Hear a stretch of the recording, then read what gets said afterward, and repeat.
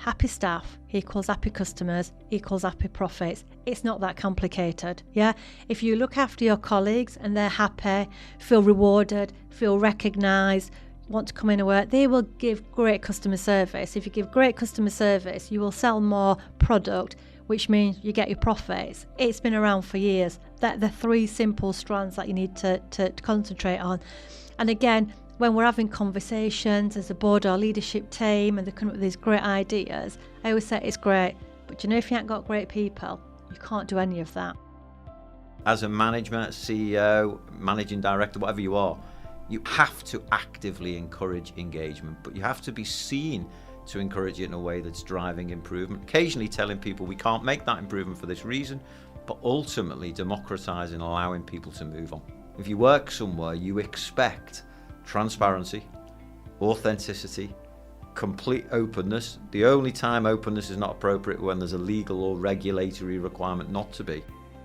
I think engagement through tech is the way forward. So to show your team, to, I suppose, educate them how to use tech in a way that doesn't damage their mental health, doesn't have a negative impact on their body, well then there's a great conversation to be had and that many people will really, really benefit from. If businesses begin to implement a culture where there is an agreed working practice, which is in keeping work-life balance and is healthy for the human body and mind, well, those businesses will have teams that flourish. They'll have human beings who are happy and are healthy. When we realised, that we wanted to roll out this communications app, we just thought this was so important that, we're going to shut the bakery for a whole day, which of course costs the business thousands and thousands of pounds. But we wanted to have some impact. We wanted to show we were serious about this. We wanted to show it was an important landmark for the business. It was literally the first time that people can remember in the history of the Saurian business that all three of the operations shifts were together in the same place at the same time. We wanted to use the app to make sure that everything was in one place, and of course to get colleagues communicating with each other.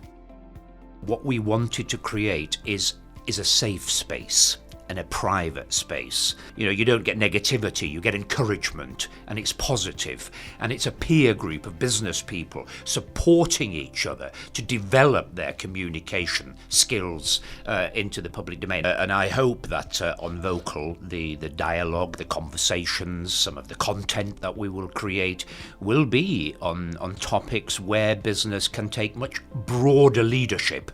How are we going to make sure we have a society where there is really good values and good governance and all those sorts of things, and business has got so much to offer, and I just want us to have an explosion of these sorts of positive conversations.